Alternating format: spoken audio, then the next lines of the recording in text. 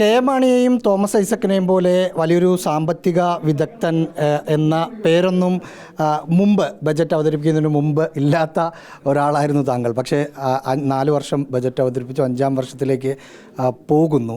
തെരഞ്ഞെടുപ്പ് കാലമാണ്. ഒരു ഇലക്ഷൻ ബമ്പർ പ്രതീക്ഷിക്കാമോ മലയാളികൾക്ക്?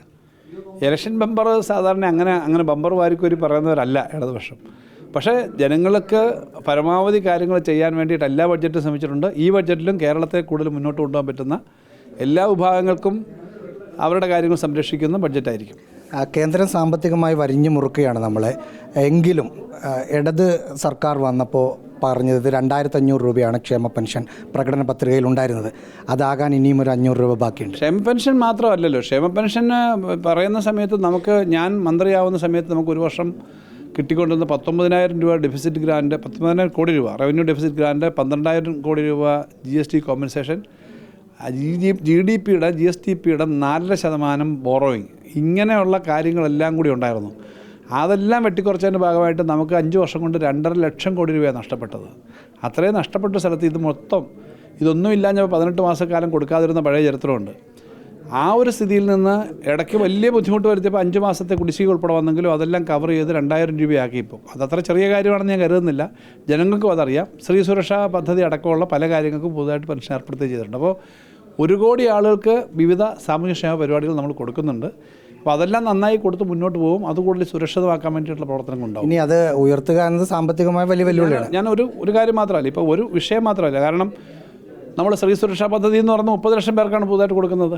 അപ്പോൾ ഒരു പോയിൻറ്റ് മാത്രമല്ല, ധാരാളം കാര്യങ്ങൾ അങ്ങനെ ചെയ്തു തന്നെ പോവും. ആ ചെയ്യാൻ പോകുന്നതിനനുസരിച്ച് കാര്യങ്ങൾ ചെയ്തിട്ടുണ്ട്. അത് ഉറപ്പായിട്ട് കൊണ്ടുപോകുക എന്നുള്ളതാണല്ലോ ബഡ്ജറ്റ് എന്ന് പറഞ്ഞാൽ. അടുത്തൊരു വർഷക്കാലത്തേക്ക് എങ്ങനെയായിരിക്കും പണം, എങ്ങനെയാണ് തുക ഉണ്ടാവുക, അത് ചിലവാക്കുക, അതാണല്ലോ ബഡ്ജറ്റ്. അതനുസരിച്ച് കാര്യങ്ങൾ കൊണ്ടുപോകുക. കാര്യങ്ങൾ ശ്രീധരൻ ഒരു അതിവേഗ റെയിൽ പദ്ധതിയെക്കുറിച്ച് പറയുന്നുണ്ട്. അതിൻ്റെ 60% സംസ്ഥാനവും കേന്ദ്രവും കൂടി പകുതി എന്നാണ് പറയുന്നത്. അങ്ങനെയാണ് ഭീമമായൊരു തുക വേണം.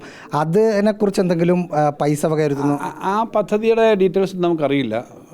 നമുക്കെന്തായാലും ഒരു കാര്യം വളരെ ഉറപ്പാണ്. കേരളത്തിൻ്റെ കാസർഗോഡ് മുതൽ തിരുവനന്തപുരം വരെ ഉള്ള എല്ലാ അങ്ങേയറ്റം 14 ജില്ല, അല്ലെങ്കിൽ തെക്കേ അറ്റം മുതൽ വടക്കേ അറ്റം വരെയുള്ള അതിവേഗ യാത്രാ സൗകര്യങ്ങൾ വേണമെന്നാണ് നമ്മുടെ അഭിപ്രായം. അതിൻ്റെ ഏത് തരം ട്രെയിൻ അറിഞ്ഞൂടെ. ഇപ്പോൾ ഇദ്ദേഹം പറയുന്ന കാര്യങ്ങൾ ഗവൺമെൻറ് അങ്ങനെ വിശദമായി ചർച്ച ചെയ്തിട്ടുണ്ടെന്ന് ഞാൻ മനസ്സിലാക്കുന്നു. അതിന് പൈസ വകയിരുത്തതിനെ കുറിച്ച് ആലോചിക്കേണ്ട. അതിന് എപ്പോഴും ഞങ്ങൾ ഇപ്പോൾ തന്നെ ഇത്തരം സ്കീമുകൾ ചർച്ച ചെയ്യുന്നുണ്ട്. അതിനൊക്കെ ഇത്തരം കാര്യങ്ങൾ ടോക്കൺ പ്രൊവിഷനാണല്ലോ, വലിയ തുകയല്ല ആദ്യം വെക്കുന്നത്. എപ്പോഴായാലും കേന്ദ്ര ഗവൺമെൻറ്റിൻ്റെ അനുമതി കിട്ടിക്കഴിഞ്ഞാൽ നമ്മൾ ഈ കാര്യങ്ങളായിട്ട് മുന്നോട്ട് പോകും. ഇപ്പോഴും ചില ചർച്ചകൾ നടക്കുന്നുണ്ട്.